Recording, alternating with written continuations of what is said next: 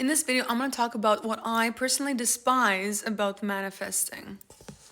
And when I say manifesting, I don't mean about actually manifesting, but about what is talked about manifesting and manifestation in general. It ticks me off. So one of the things that bother me and bug me is that all your thoughts manifest. And this is such a sad excuse for somebody that's in deep victimization and believing that they have some of their power back when they're just needing to get that confirmation that they're not powerless. And actually, self-validation and healing through trauma is not that at all. Because in order to integrate that shadow aspect of needing validation from the outer world, we would need to also feel through powerlessness. And so wanting to believe that all our thoughts manifest, either negative or positive, is a fake sense of control. And it pisses me off when I hear people say that all your thoughts manifest. Well, most of our thoughts, I think it's around the 88, 90, something like that, right? Most of our thoughts are actually negative because they are the conscious and the subconscious in conflict or in opposition. So if all of our thoughts manifest, can you imagine what that would mean? It just doesn't make any sense. The other thing I really get annoyed by in the manifestation community is that, thing that everybody uses about fear, false evidence appearing real. Really? Well, if you're having a panic attack and somebody comes like that at you in that moment and actually invalidates you like that, it's the most unloving and harsh thing you can do. Also, when you have ruminating thoughts about a specific person, because you suffered through trauma, and most of us on this healing journey have suffered from trauma, and we need to feel and heal through it. We need to super validate ourselves and be validated by others, and also validate others on this process.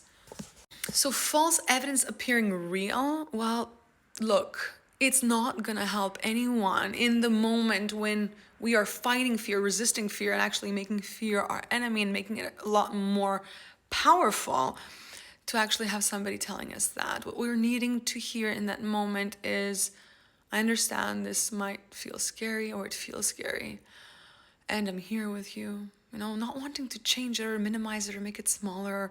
I don't know what else the manifesting community is trying to, do to fear, shame us in that moment. Like, what is it doing exactly? Personally, it bothers me a lot. I would like to know what it does to you. In the moment when I'm resisting my fear and resisting my negative thoughts, there's an inner war that I'm going through. And actually having someone tell me that this is not real is invalidating. Now, there are moments that I've worked through this trauma a lot, and I could actually kind of separate the thought from the actual visceral experience that's happening on the body level as two different things that, I'm able to separate, have a distance between what I'm experiencing in the body and that this is coming from the past. But because I've validated enough, I'm able to separate and distinguish that this is a fearful thought and it's not reality. But when I'm immersed in the trauma, fighting it, resisting it, there's, everything is one thing, and not in a good way, we're all one in love and light and stuff, but actually, I have been hijacked by my fearful thoughts in that moment. That's what trauma does. So in that moment, when we have somebody saying that, fear is just false evidence appearing real, it is not validating. And I know I might sound repetitive, but I find it really wrong. Because we tend to, all of us, even I'm going to be honest, I make this mistake as well. We tend to use information kind of dogmatically.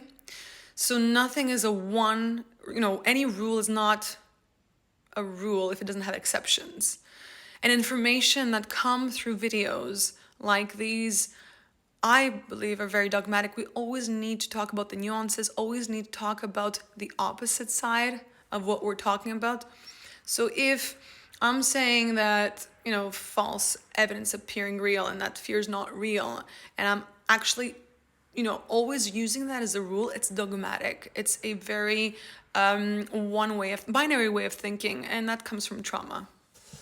We need to also be able to look at the other aspect. So both. This is also, this could be real and valid when we have worked and gotten to the point that we're not totally hijacked by that, that wound, that trauma, that we're desperately trying to find safety in that moment, and making the fear smaller or not, big because we're experiencing it as big is actually self-gaslighting, I guess. I wouldn't want to do that. The third thing that bugs me and bothers me is making it about the outcome, about that specific person, about the money, about the end goal. And while I was in that state, because I'm also someone who has done that, I was actually trying to grip onto that reality, that reality I was chasing, so I can bring more safety into my body. And I wasn't aware of that.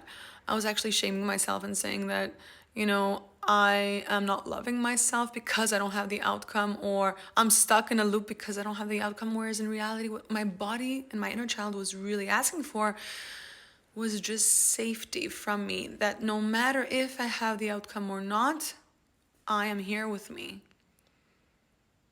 I will bring that, safety and that love, the presence in my body.